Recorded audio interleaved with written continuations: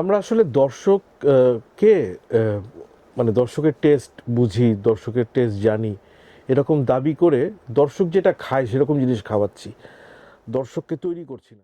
মেঘে ঢাকা তারা তৈরি করে কিন্তু ভাবেননি ঋত্বিক ঘটক যে দর্শক এটা খাবে কিনা, বরং এখন ওই ছবিগুলি দেখে যে দর্শকগুলো তারা ইনভেন্ট করে যারা এটা কি বানিয়ে গেছে। বা একটা কোমল গান্ধার উনি যে বানিয়ে গেছেন তখন চিন্তা করেননি সেটা সময় দর্শক দেখবে কিনা। এখন যখন এই সিনেমা দেখতে হাউসফুল হয়ে দর্শক আসে, তার মানে সে তো দর্শকটা তার সময়ের আগে সে তৈরি করে গেছে। টিভি চ্যানেলের সেই আমি বলবো যে সেই রমরম অবস্থাটা নাই। এই আলাপটা কোন জায়গায় পড়ছে এখন? এখন ইউটিউবে গেছে, কিছুটা ফিল্মে গেছে। এই রায়হান রাফি বা এই ধরনের কিছু ডিরেক্টর, তাদের যে আমি একটা রায়হান রাফির কাজ করছি, একটা রায়হান রাফির কাজ করছে, একটা বিশাল ব্যাপার।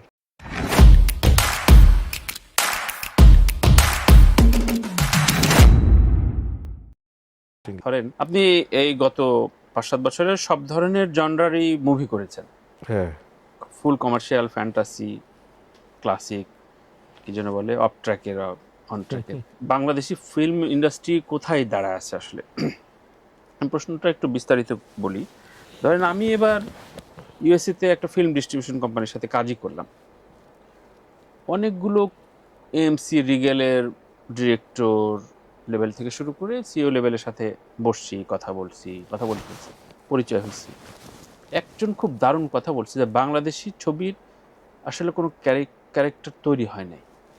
বলছে যে আপনাদের ছবিগুলো মানে ও কোরিয়ান মুভি চালায়, ইরান মুভি চালায়, নেপালি মুভি পর্যন্ত এখন ডায়াসপোরা বিশাল বাজার আমেরিকায়। তো তারা বুঝতে পারে এটা নেপালি মুভি, এটা ইরানি মুভি, বুঝতে পারে গল্প এদিক সেদিক অন্যরকম, এটা কোরিয়ান মুভি বুঝতে পারে। বাংলাদেশি মুভি সে বুঝতে পারে না। অনেকগুলো মুভি চালাইছে সে গত 10 বছর ধরে।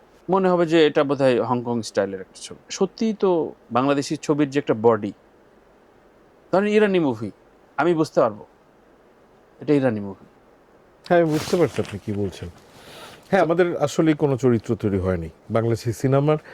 আপনি যেগুলো সাকসেসফুল সিনেমা, তো আমি উত্তর দিতে পারি নাই।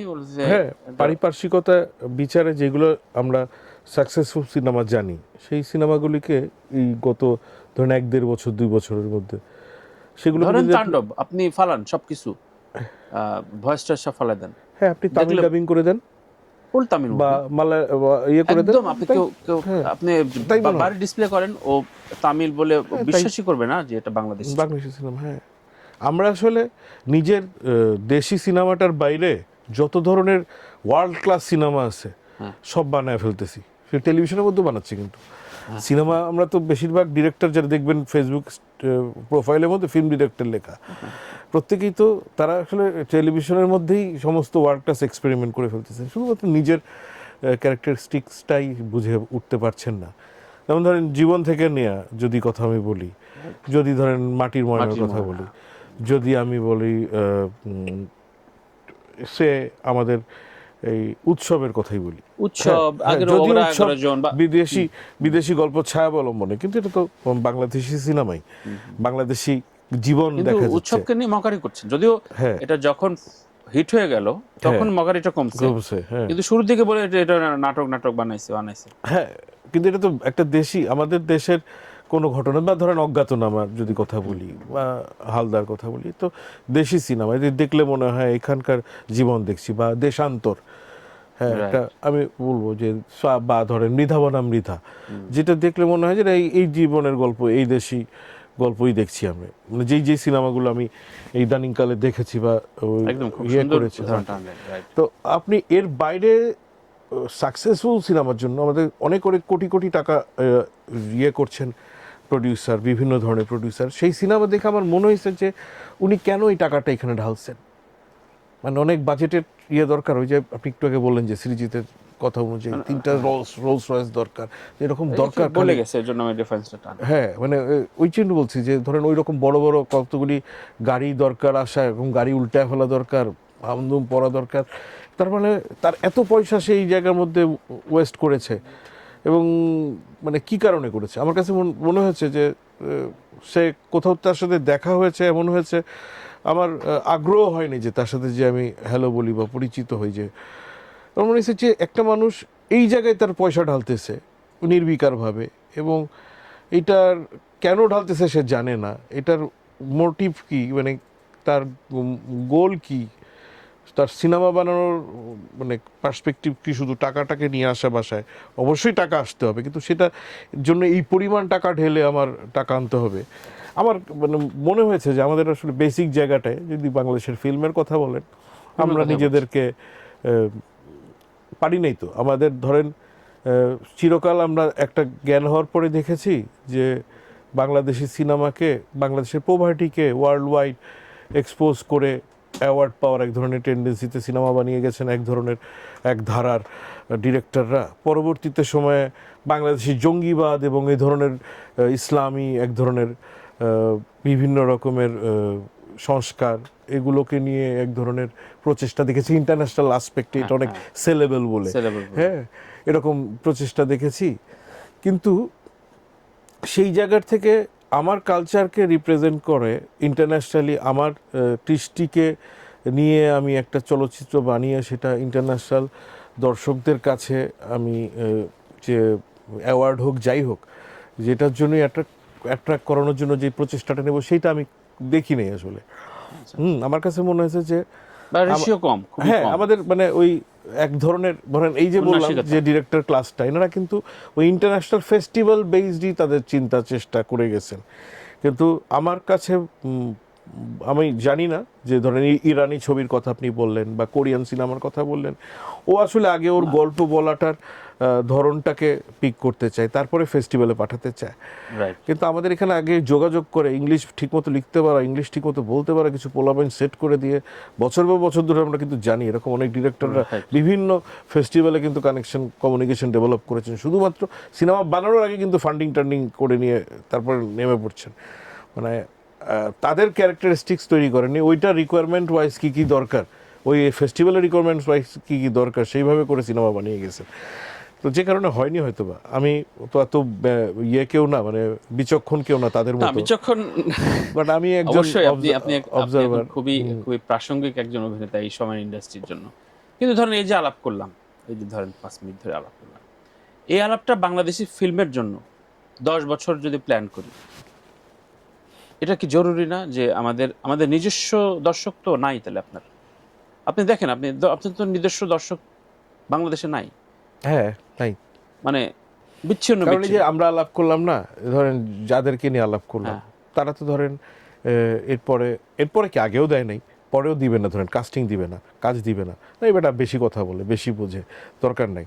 তো আমি যেটা বলছি যে দর্শকের পার্সপেক্টিভে আমরা দর্শককে নেওয়ার জন্য, দর্শকের অ্যাটেনশন গ্র্যাব করার জন্য প্রচেষ্টা কিন্তু নেই না, আমি আমার নিজের কমফোর্ট জোন তৈরি করার জন্য। ব্রুটালি আমি বলতে চাচ্ছি, ধরেন তাণ্ডবের ডিস্ট্রিবিউশনের সময় আমি ইউএসএতে ছিলাম, 11টা স্টেটের মতো ঘুরছি, খুব লিটারেট ফ্যামিলি, ওরা রেফারেন্স দিচ্ছে, বাংলাদেশ থেকে শুনছে, অ্যানিমেল দেখছি তো।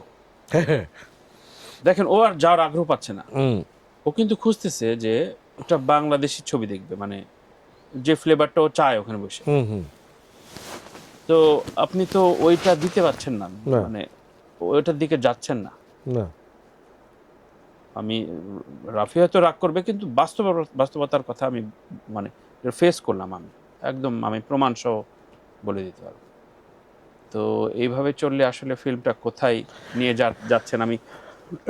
আমরা আসলে দর্শককে মানে দর্শকের টেস্ট বুঝি, দর্শকের টেস্ট জানি, এরকম দাবি করে দর্শক যেটা খায় সেরকম জিনিস খাওয়াচ্ছি, দর্শককে তৈরি করছি না। ধরেন আমি নাম বলার জন্য বললাম যে একটা মেঘে ঢাকা তারা তৈরি করে কিন্তু ভাবেননি ঋত্বিক ঘটক যে দর্শক এটা খাবে কিনা, বরং এখন ওই ছবিগুলি দেখে যে দর্শকগুলো, তারা ইনভেন্ট করে যারা এটা কি বানিয়ে গেছে, বা একটা কোমল গান্ধার উনি যে বানিয়ে গেছেন, তখন চিন্তা করেননি সেটা সময় দর্শক দেখবে কিনা।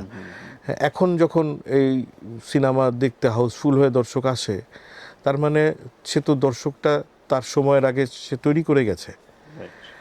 সেই জায়গাটা অনেক বেশি মুখ্য না হয়তো বা আমাদের নির্মাতাদের কাছে, সে যেই হোক, আপনি নাম মেনশন করছেন, আমি নাম মেনশন না করেই বলছি যে তাদের কাছে প্রধান বিষয় হচ্ছে যে আমার কত হাউসফুল হচ্ছে, প্রাসঙ্গিক দর্শকরা কতটুকু দেখছে, সমসাময়িক দর্শকরা কতটুকু দেখছেন, কিন্তু সময় উত্তীর্ণ যে দর্শক আমি চিনি না, যাদেরকে জানি না, যারা এখনো আসেনি, তারা আমার ছবিকে কি জাজ করছে সেই জাজমেন্টের ধারায় তারা তো নাই হয়তো বা। রাইট।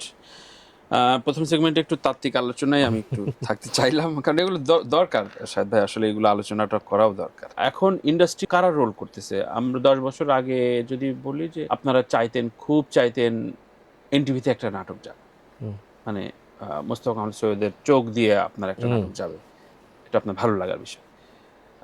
এরপরে একটু একটু করে তৈরি হলো যে কিছু নিউ কামারদের সাথে আপনারা জোট বাঁধলেন, কিছু সেট তৈরি হলো। এখন আসলে আপনাদের আর্জগুলো কোথায়? মানে আমি ইন জেনারেল প্রশ্নটা করছি, মানে থাকে না যে এটা হচ্ছে গোল্ডেন, এটা গোল্ড, এটা সিলভার, এটা ডায়মন্ড, মানে খুব সহজভাবে আমি আমার দৃষ্টিভঙ্গি থেকে প্রশ্নটা করলাম। সত্যি তো 10-12 বছর আগে আমি যখন বলতাম ভাই আমার এই এই সামনের মাসে এনটিভিতে একটা নাটক যাবে, খুব প্রাউডলি বলতাম। এখন এখন কি এখন টিভি চ্যানেলের সেই আমি বলবো যে সেই রমরম অবস্থাটা নাই। এই আলাপটা কোন জায়গায় পড়ছে এখন? এখন ইউটিউবে গেছে, কিছুটা ফিল্মে গেছে, এই যে রায়হান রাফি বা এই ধরনের কিছু ডিরেক্টর, তাদের যে আমি একটা রায়হান রাফির কাজ করছি, একটা রায়হান রাফির কাজ করছে, একটা বিশাল ব্যাপার, এখন অনেক বড় ইয়ে আর কি। বা আর্টিস্টদের ক্ষেত্রেও, আর্টিস্টকেও ওই ইয়েটা ডিরেক্টরের ক্ষেত্রেও, ভাই আমি তো আপনাকে একটা কাজ দিছি, আপনাকে এরকম একটা ক্যারেক্টার দিলাম, ভাই আপনি করেন ফাটান। হ্যাঁ, তারপরে ধরেন আর ইউটিউবের খুব ইয়ে সেগমেন্ট না, আমি বলবো যে কিছু কিছু প্রডিউসার ডিরেক্টরদের দেখবেন অনেক অ্যাক্টররা বিভিন্ন ফোন টোন করে, যোগাযোগ করে, তখন বোঝা যায় তার ডিমান্ড বেশ ভালো। এই সময় একজন আছেন, আপনাদেরকেও বলে, মানে আপনারা তো একটা সিনিয়র পর্যায়ে চলে গেছেন, যোগাযোগ রাখেন বা একটু, হ্যাঁ যোগাযোগ না রাখলে তো অনেকে মাইন্ড করে, ভাই অমুক করে তমুক করে, ভাই আপনি তো কোনো হাইহালা করেন না। আমার আসলে হাইহালোটা কোনো কালই ছিল না, যে যার সাথে ধরেন অনেক বছর কাজ করছি, অ্যাজ এন এডি কাজ করছি, তাকেও আমার হাইহালো করতে খুব সংকোচ হয়, যে প্রচণ্ডভাবে লাগে যে তার আমি ফর নাথিং কেন হাইহালো করবো, সে কাজ করছে বলে হাইহালো করবো। যেমন রিসেন্টলি এখন খুব হটকেক বাজারে এই সময় মুস্তফা কামাল রাজ তো মনে করেন প্রচুর এরকম বিভিন্ন জনের ফোন পাই, বুঝতে পারি, ইয়ে করতে পারি, তো অ্যাক্সিডেন্টলি কখনো দেখা হলেও খুব মানে বুঝি যে তার সাথে অনেকের অনেক যোগাযোগ হয়, অনেকে অনেক কুশল বিনিময় করে, খবর টবর নেয়।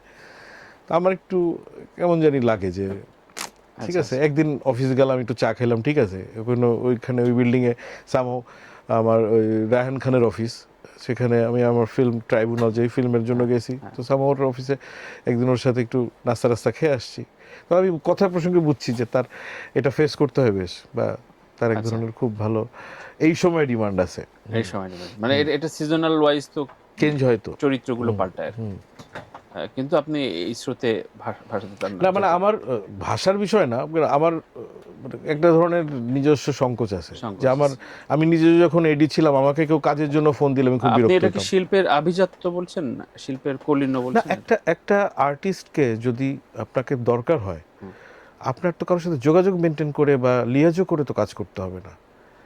ধরেন একজন পঙ্কজ ত্রিপাঠী তো তার যোগ্যতা বলেই কাস্ট হয়, বা একজন জয়দীপ আহলোয়াতেও তার যেখানে দরকার তাকে ওইভাবে নেয়, বা একজন ইন্তেখাব দিনার তো আসলে সে লিয়াজও করে তো কাজ নেয় না কোথাও, যতটুকু জানি। হুমায়ুন ফরিদি তার মতো করে সে যেখানে দরকার সেইখানেই সে কাজ করতেন। সৈয়দ হাসান আলী সিদ্দির কথা বললেন আপনি, উনি তো কোনো প্রডিউসারদের কাছে ধর্ণা দিয়ে কাজ নিতেন না, তো উনি জমিদারের ছেলে, ভাই একদম খানদানি জমিদার। আমরা সবাই জমিদারের ভাব নেই, হ্যাঁ আমরা তো ভাব নিয়ে কথা বলি যে ভাব নেই, আচ্ছা উনি তো জমিদার ছিলেন। বা ওনার ছেলে, উইথ ডিউ রেসপেক্ট বলছি, জিতু হাসান, সেও তো জমিদারের ছেলে, সে তো কোথাও লিয়াজো করে কাজ করতে যায় না, যেখানে দরকার বা কাজ করে, বছর 2 বছরে 3 বছরে একবার কাজ করে।